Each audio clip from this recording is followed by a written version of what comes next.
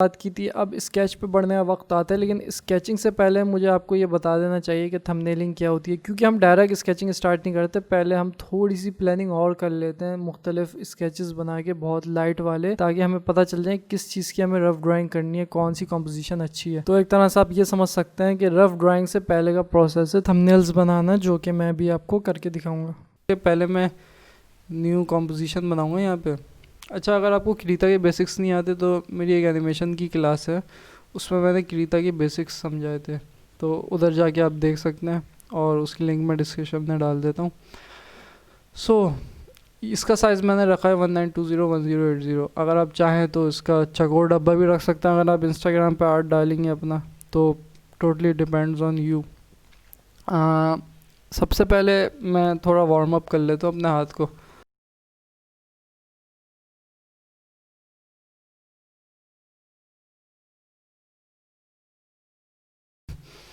बिल्कुल ही random drawing है, इससे ना मेरा हाथ फ्रेश हो जाएगा। खैर, इस लेयर को मैं डिलीट कर देता हूँ। तो आप देख रहे होंगे कि ये जो कलर है बैकग्राउंड का, ये मैंने रखा हुआ है थोड़ा सा ग्रे। इसे कट करता हूँ, दोबारा मैं बनाता हूँ न्यू फाइल। तो अगर आप यहाँ जाएंगे ना कंटेंट पे, तो यहाँ बैकग्राउंड कलर चूज़ कर सकते हैं। अब ये ना फुल वाइट होता है, नॉर्मली आप किसी भी आर्ट सॉफ्टवेयर में देखेंगे ये फुल वाइट होता है। इसको हल्का सा नीचे ला के ग्रे कर दें। हल्का सा ग्रे करने से ये फ़ायदा होगा आपको कि थोड़ा आंखों पे हल्का रहेगा स्क्रीन, वरना वाइट स्क्रीन मुझे थोड़ा आंखों पे सही नहीं लगता। और ड्रॉ करते वक्त आपको थोड़ी आसानी होगी कि वाइट और डार्क वैल्यूज़ के एक बीच का कलर मिला हुआ है आपको, बीच से थोड़ा ऊपर का, यानी ये आप कह सकते हैं हल्का सा गिरे हुआ है। अच्छा, अब किसी भी चीज़ को ड्रॉ करने से पहले ना हमें की पॉइंट्स डिसाइड करने होते हैं, जैसे मैंने पिछली क्लास में बताया था। तो अब मैं क्या ड्रॉ करूँगा वो मेरे गोल पे, यानी मेरा हदफ के इसको ड्रॉ करने का। तो अभी तो मेरा मकसद यही है कि आपको आर्ट प्रोसेस समझाना। तो इसका मतलब मुझे ये सोचना होगा कि मैं ऐसी चीज़ ड्रॉ करूँ जो ट्यूटोरियल के हिसाब से बहुत ज़्यादा बड़ी ना हो और उसमें ज़्यादा टाइम ना लगे, लेकिन वो अच्छी भी हो, ताकि आप डिटेल समझ सकें। तो उसके लिए मेरे ख़्याल से पहला पॉइंट होगा, मैं बनाऊँगा, अभी मैं बिल्कुल आपके सामने ही बैठ के सोच रहा हूँ, मैं बनाऊँगा शहर।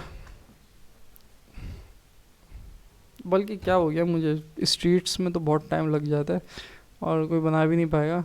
तो ट्यूटोरियल को छोटा रखने के लिए जंगल कोई सीन बनाया। तो जंगल में कुछ लोग कैंपिंग करने के लिए आए। मैं कैंपिंग नहीं बल्कि कुछ लड़ाई हो रही है, खैर फाइट दिखाया। तो देखिए, जैसे मेरे दिमाग में चीज़ें आ रही है ना, उसके मैं पॉइंट्स लिख रहा हूँ।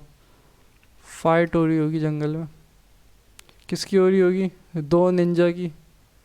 दो, बल्कि निंजा नहीं, मैं रखता हूँ इंसान और जिन की। ह्यूमन वर्सेस जिन नहीं, बल्कि क्रिएचर रख देता हूँ। क्रिएचर डिज़ाइन मैंने पढ़ा है, मैंने कोर्स ख़रीदा है बकायदा क्रिएचर डिज़ाइन के। खैर, क्रिएचर डिज़ाइन में क्रिएचर को भी अगर कोई बिगनर है तो फिक्र नहीं करें, शॉर्ट रखेंगे। वैसे मैं कौन सा इतना एडवांस क्रिएचर डिज़ाइनर हूँ, थोड़ा बहुत ही पता है मुझे, लेकिन उसके बारे में मैं काफ़ी अच्छी लगती है क्रिएचर को बनाना। CREATURE, स्पेलिंग भी नहीं आती, हद हो गई। क्रिएचर, या बल्कि क्रिएचर में कौन सा कोई परिंदा रख देता हूँ मैं, आई थिंक वो अच्छा लगेगा। या फिर क्रिएचर भी नहीं यार, एनिमल बना देता हूँ मैं। देखें, ये होती है इनिशियल स्टेज, जिसमें आप कह सकते हैं एनिमल प्लस क्रिएचर, कोई जानवर, जैसे क्रो। हाँ, क्रो सही है, क्रो। अब क्रिएचर से मुराद ज़ाहिर है कोई छोटा सा इंसान हो, उसके सामने बड़ा सा जिन आ गया उसे खाने के लिए, इस तरह का कोई सीन हो गया तो अच्छा लगेगा। अच्छा, क्रो, ह्यूमन वर्सेस क्रो जंगल में है, वो लड़ रहे हैं। फाइट कितना जल्दी जल्दी में लिखा है मैंने। और क्या क्या करेंगे यार वो, बस आमना सामना हो, उनकी लड़ाई हो रही होगी, फाइट हो रही होगी। सही है, जंगल में इंसान और परिंदा जो लड़ रहे हैं, बस काफ़ी है आई थिंक। तो ये की पॉइंट्स अब मैं फेयर कर देता हूँ कहीं साइड में लिख के।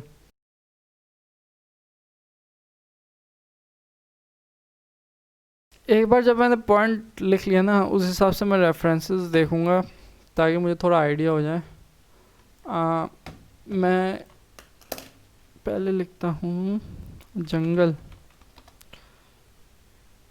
तस्वीरों पे गया मैं। मेरे ख्याल से यार यहाँ पे काफ़ी अच्छे अच्छे जंगल हैं। मेरे ख्याल से मैं इस वाले जंगल को चूज़ कर सकता हूँ, ये वाला, क्यों मुझे दिखने में अच्छा लग रहा है। अच्छा, जो भी तस्वीर आपको पसंद आए ना उसे आप न्यू टैब में खोल लें। मैंने इसे खोला न्यू टैब में, या फिर राइट क्लिक दबा के व्यू इमेज पे क्लिक कर सकते हैं। तो अब मैं गूगल इमेज दोबारा खोलूँगा। अच्छा, अगर आपको अच्छे रेफरेंसेस चाहिए ना तो आप फोटोग्राफी भी लिख सकते हैं सामने, जंगल फोटोग्राफी। यहाँ पे भी काफ़ी अच्छा आर्ट आ गया। मुझे ये वाले भी अच्छा लग रहा है आर्ट, और ये वाले भी अच्छा लग रहा है, जिस तरह का मैं मूड चाह रहा हूँ। यहाँ देखिए थोड़ा ब्लू कलर ज़्यादा सीरियस मूड बन रहा है, तो इसको भी मैं देखूँगा। हाँ, ये भी अच्छा है। तो तकरीबन मैंने 2 तस्वीरें निकाल ली हैं जो मुझे थोड़ी बेहतर लग रही थी, क्योंकि ये मुझे आर्ट में काम आएंगी। और मुझे कौन सा रेफरेंस चाहिए, मुझे चाहिए हंटर, गूगल इमेज। इसके एक और कॉपी करके इसे बराबर खोल देता हूँ ताकि और भी रेफरेंस मैं इधर खोल सकूँ। अब मैं इधर सर्च करूँगा। मैं सर्च किया करो कौवे। वैसे मैंने कौवे पता है क्यों सोचा यार, यानी जैसे ऐसी चीज़ जो लोगों के लिए रिलेटेबल हो। कौवे तो हम देखते ही रहते हैं ना। वैसे पाकिस्तान में तो मुझे ये वाले कौवे देखते हैं, वाइट गर्दन वाले, और हम ये देख देख के थक गए हैं। ये वाला कौवा, ये जो आता है ना चीज़ें खाने, सहन में थैली उठा के चले जाता है, या फिर जब इनका कोई मरता है तो ये सब मिल के आपको पीटता है। हाँ, लेकिन काले कौवे मैंने बहुत कम देखे हैं। यानी काले कौवे, एक दफ़ा मर ही गया था मैं सफ़र पे, तब मैंने वहाँ काले कौवे देखे थे। काला कौवा लेता हूँ मैं। काला कौवा थोड़ा ना इसमें रोब आ रहा है। वो तो मम्मी डैडी नहीं, वो लांगड़ आवारा कौवे लगते हैं मुझे। खैर, तो ये इसको मैं बड़ा बनाऊँगा जिन की तरह। अच्छा, गूगल इमेजेस पे मैं सर्च करता हूँ हंटर। एक शिकारी होगा, एक अदद। शिकारी किस तरह का दिखाऊँ मैं? ओए होए, इस टाइप का कोई शिकारी नहीं। मैं आई थिंक थोड़ा ज़्यादा फिक्शनल नहीं ले जाता हूँ, थोड़ा से असली के करीब रखने की कोशिश करता हूँ। तो इसके भरम अलग आ रहे हैं। ये दिखने में ना थोड़ा मुझे जैसे इसके कोई सामने खड़ा हुआ है, या फिर इसका कपड़े में जो जो चीज़ें हैं वो मैं नोट कर लेता हूँ। अच्छा, इस पर कोई शर्म की बात नहीं है जो मैं रेफरेंसेस खोल लूँ। कई आर्टिस्ट पता है क्या कहते हैं, देखो मैंने बगैर रेफरेंस के बनाया। और फिर मैं कहता हूँ क्यों बनाया बगैर रेफरेंस के यार, फिर तुमने कई सारी चीज़ें मिस की हैं इसमें। इवन के रेफरेंस जब हम इस्तेमाल करते हैं तब भी हम बहुत कुछ मिस कर देते हैं। तो ये कुछ तस्वीरें, इनका मकसद खाली ये होता है, इन्हें डायरेक्ट छापना मकसद नहीं होता, बल्कि आइडिया हो जाए कि मुझे क्या ड्रॉ करना है और किस तरीके से ड्रॉ करना है। ये सारी चीज़ों का अंदाज़ा हो जाता है। अब मैं इधर बनाऊंगा, आई थिंक ये जितना साइज़ है ना स्क्रीन का, एक और नई लेयर बना रहा हूँ। और इधर मैंने बनाया डब्बा। Ctrl+T दबाऊँगा और फिर ये डब्बा छोटा होगा। अच्छा, ये इसलिए छोटा नहीं हुआ, ये अलग लेयर में। इस डब्बे की मैंने एक कॉपी निकाली, कंट्रोल दबा के इधर रखी। फिर इन दोनों डब्बों को सिलेक्ट किया, मर्ज विथ लेयर बिलो, दोनों डब्बे मर्ज हो गए। फिर इन दोनों की कॉपी निकाली, इनको बराबर रखा। ओके, तो ये डब्बे मैं इसलिए बना रहा हूँ, इधर मैं थंबनेल्स बनाऊँगा। एले का मतलब लाइन आर्ट। और इधर एक और नई लेयर बनाई एले के नीचे, और उसका मैं नाम रखूँगा रफ नहीं, फिल यानी कलर फिल करना। तो इसमें थोड़ा मैं आपको वैल्यू सिस्टम बता देता हूँ। अच्छी जो वैल्यूज़ होती है ना, मिसाल के तौर पे अगर कोई आदमी खड़ा हुआ है, वैल्यू रेंज में ये होता है कि एक आदमी खड़ा हुआ है, मट्टी है बहुत सारी अंधेरे में, और बैकग्राउंड है बहुत ज़्यादा ब्राइट, जैसे रोशनी है, और ये है गार के अंदर। तो ये ब्लैक एंड वाइट से मैं खाली ये प्लान कर रहा हूँ कि किधर कौन कौन से कलर्स आएंगे। तो और ब्लैक वाइट ग्रे, ये इंसान खड़ा हुआ है यहाँ पे, और अब इसकी कि ये ना हाथ से ये यस कर रहे जैसे जैसे पहाड़ से निकलने का रास्ता मिल गया। अच्छा, अब यहाँ इसके कोने कोने पे ना थोड़ी थोड़ी रोशनी आएगी, जैसे ये बाहर निकलने पे आ रही है। और यहाँ पीठ पे थोड़ा बहुत अंधेरा होगा, ये थोड़ा ज़्यादा अंधेरा लग रहा है, इसकी मैं थोड़ा हल्का कर देता हूँ। तो इससे पता हमें ये चल रहा है कि यहाँ थोड़ी रोशनी ज़्यादा है। लेकिन देखिए 3 वैल्यूज़ रेंज से ये फ़ायदा होगा कि हमें क्लियर दिख रहा है। लेकिन अगर बुरी वैल्यू रेंज की मिसाल क्या होगी, वैल्यूज़ रेंज अच्छी नहीं है, वो ये है कि ये अंधेरा बैकग्राउंड है, उस पर जो बंदा बना हुआ है वो भी थोड़े इस कलर का है जो इससे मिक्स हो रहा है। फिर इसके आसपास जो झाड़ियाँ हैं वो भी इस कलर की हैं। तो इनके कलर वेरिएशन ज़्यादा नहीं है, तो कंट्रास्ट ज़्यादा नहीं होगा, देखने वाले को थोड़ी मुश्किल होगी।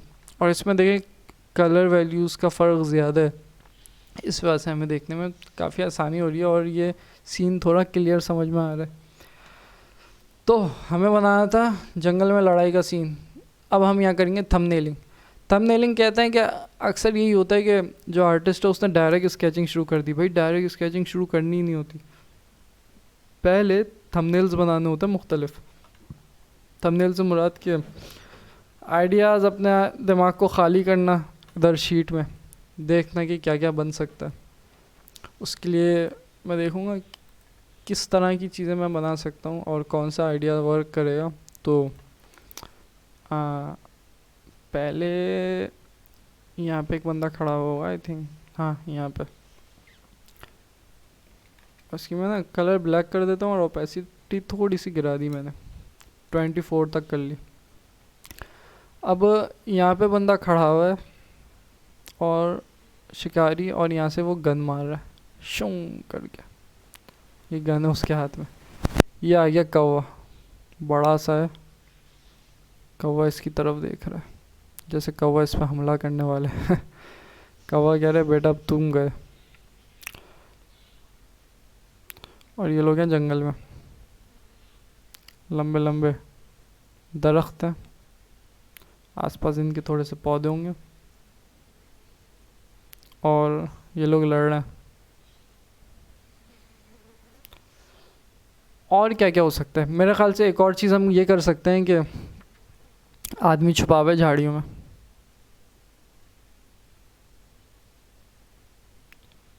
इस तरीके से। और फिर इसमें कौवा घुस गया झाड़ियों से अंदर और इसे देख लिया। अच्छा, इसकी पीठ पे मैंने गन दिखा देता हूँ, जैसे ये तैयार बैठा था शिकार करने के लिए, लेकिन इससे पहले इसका शिकार करने घुस गया कौवा।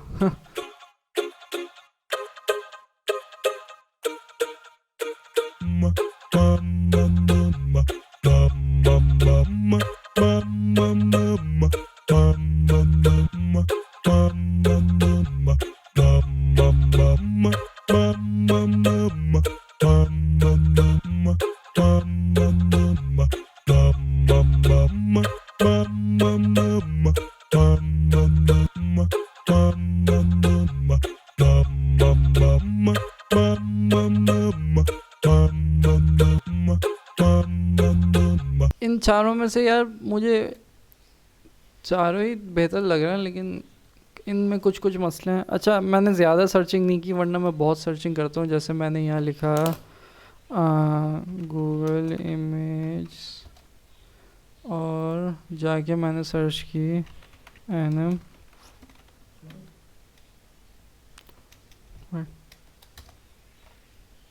ये वाला जो गोकू वर्सेस जैरिन है, ये सीन अच्छा है। और ये नारुतो सास्के, यार इन्हें देख के हंसी आ रही है, वो वजह मैं बताऊंगा नहीं क्यों हंसी आ रही है। तो इधर से ना काफ़ी अच्छे अच्छे आइडियाज़ मिल सकते हैं। खैर आप सर्च कर सकते हैं। तो इसे मैंने लॉक कर दिया, मैं नीचे वाली लेयर में आऊँगा और इधर हम अपने कलर वेरिएशंस डालने की कोशिश करेंगे। ओके, तो फिर आई थिंक सबसे पहले आसमान आएगा पीछे, मैं ओपेसिटी बढ़ा देता हूँ। ये वाइट आसमान है,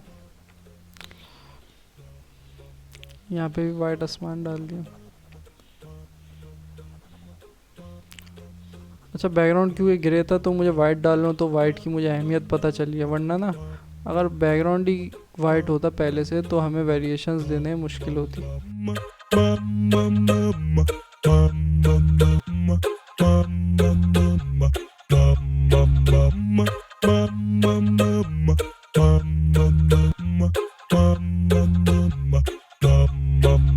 अच्छा एक मसला यहाँ पे आ रहा है, जैसे हम अभी सॉल्व करते हैं, वो ये है कि जब कौवे का रंग डार्क होगा और इसके सामने आदमी आया हुआ है तो आदमी तो छुप जाएगा इस कौवे के पीछे। तो इसको सॉल्व करने के लिए मैं आदमी की कपड़ों का कलर वाइट रख देता हूँ और आसमान से भी बहुत ज़्यादा ब्राइट नहीं होगा, यानी एक नॉर्मल कलर होगा। तो ये मुख्तलिफ आइडियाज़ थे। अच्छा कुछ लोग क्या करते हैं इससे ना बहुत ज़्यादा और करते हैं, कुछ लोग 9 डब्बे बनाते हैं, कुछ लोग इससे भी ज़्यादा, जब तक वो सेटिस्फाई ना हो जाए। ट्यूटोरियल को शॉर्ट रखने के लिए हम यहाँ पे 4 एग्जांपल्स ले रहे हैं। तो इस तरह जो प्रोफेशनल्स होते हैं उनको भी बड़ा सोचने में टाइम लगता है, ज़ाहिर है मैं एक मुश्किल काम कर रहा हूँ ये। तो ऊपर और नीचे की लेयर को मैंने मर्ज किया। तो इनमें से यार मुझे कौन सा अच्छा लग रहा है, मुझे ना ये तो अच्छा नहीं लग रहा, मुझे एक तो शुरू में ही पसंद नहीं आ रहा, वो है ये वाला। इसमें मसला ये है कि इसका मसला ये है कि जब ये झाड़ियों में झाँक रहा है ना कौवा, तो इसका खाली मुंह अंदर आ रहा है, जिस वजह से कौवा छोटा लग रहा है, जबकि मुझे बड़ा कौवा दिखाना था और इतना मज़ा नहीं आ रहा है इस सीन में। आई थिंक इसमें वैल्यू रेंज मैंने थोड़ी डार्क डाल दी, इनमें भी दूसरों में भी मैं करके देखता हूँ, थोड़ी सी डार्क कर देता हूँ।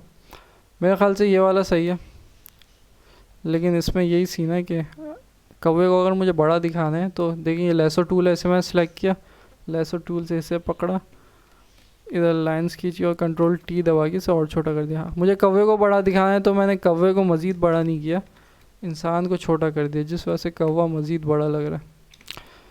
जंगल में कौवे, हाँ जंगल में कौवे होते हैं, मेरा कौन ये आर्ट सही रहेगा। ये वाला अच्छा है, ये वाला कि एक बंदा इधर खड़ा हुआ है और सामने दुश्मन है ये, लेकिन इन दोनों में भी मुझे ये मसला आ रहा है कि मेरा ख़्याल से ये थोड़ा फ्लैट कॉम्पोजिशन है, और फ्लैट कॉम्पोजिशन मुझे कभी अच्छी नहीं लगी आज तक, यानी बहुत कॉमन जैसे कहते हैं ना पोजीशन है खड़े होने की। तो बचे नीचे के 2 वाले। ठीक है, मैं ये नहीं कर रहा कि सबसे फेवरेट कौन सा है, ये सोचने का तरीका गलत है। आप ये देखें कि आपको बुरा क्या लग रहा है, जो बुरा लगते रह जा रहा है उसे हटाते रहें, फिर आपको थोड़ी आसानी होगी सोचने में।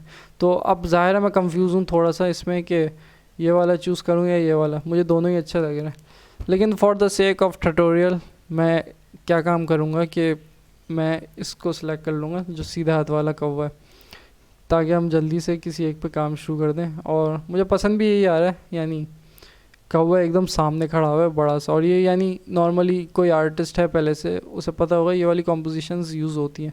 ये भी अच्छा है, इसमें भी कोई बुराई नहीं है, लेकिन मुझे नहीं लग रहा कि इस तरह का सीन जम पाएगा, यानी इधर सिलुएट मुझे अच्छा बनता हुआ नहीं दिख रहा। सिलुएट कहते हैं ओवरऑल शेप को, जो मैंने अभी पहले बताया था। तो सिलुएट इसमें एक अच्छा सा आ रहा है, इस वजह से मैं इसको चूज़ कर रहा हूँ ताकि मैं सही तरह ड्रॉ कर सकूँ इसे बाद में और थोड़ा इसका अच्छा इम्पैक्ट है। खैर, तो ये है मेरा थंबनेल। इस थंबनेल को जहन में रख के मैं आने वाली अपनी मज़ीद ड्राइंग करूँगा और इसके ऊपर हम बनाएंगे अब रफ स्केच। तो इसे थोड़ा सा और बड़ा कर देता हूँ मैं, अब सही है। और ये जो नीचे लेयर थी जिस पे मैंने लिखा हुआ था क्या क्या करना है, इसे मैं मिटा देता हूँ क्योंकि रफ स्केच मुझे मिल गया। अब इसको हम करेंगे मज़ीद थोड़ा फेयर करने के लिए मैंने इसका साइज़ बड़ा किया, कंट्रोल टी दबा के मैं बड़ा कर रहा हूँ, और अब ये आ गया इस तरीके से। अब इसको मैं थोड़ा सा इस तरह ओपेसिटी यहाँ से, ये देखना आप इधर मैं ओपेसिटी इसकी हल्की सी कम कर दूँगा और मैंने इसे कर दिया लॉक। अब मैंने प्लस दबाया, इसके ऊपर एक और लेयर आ गई, उसका मैं नाम रफ रख देता हूँ। सही है। अच्छा, ड्राइंग कर रहे हो तो आपको फ़ाइल में जाएं, सेव एज़ पे क्लिक करें और अपनी प्रोजेक्ट फ़ाइल को सेव कर लें। प्रोजेक्ट फ़ाइल को सेव करने का मकसद ये होता है कि जैसे लाइट चले गई या फिर आपका सॉफ्टवेयर क्रैश हो गया या फिर आपके छोटे भाई ने आके तार खींच दिया कंप्यूटर का, या फिर कुछ भी हादसा हो सकता है, तो तब आपकी मेहनत ज़ाया ना हो। तो हर थोड़ी देर बाद आप गए यहाँ पे और सेव कर दिए अपनी प्रोजेक्ट फाइल को, ताकि आपकी ख्वारी बच जाए। अगली क्लास में मैं इसके ऊपर रफ़ ड्राइंग करूँगा, रफ़ ड्राइंग से रिलेटेड टिप्स और अपना प्रोसेस आपके सामने शेयर करूँगा। उम्मीद है इस वीडियो से आपको फ़ायदा हुआ होगा। मैं उसे युद्ध उस्मान फ्रॉम क्रिएटिव ग्रीन। शुक्रिया।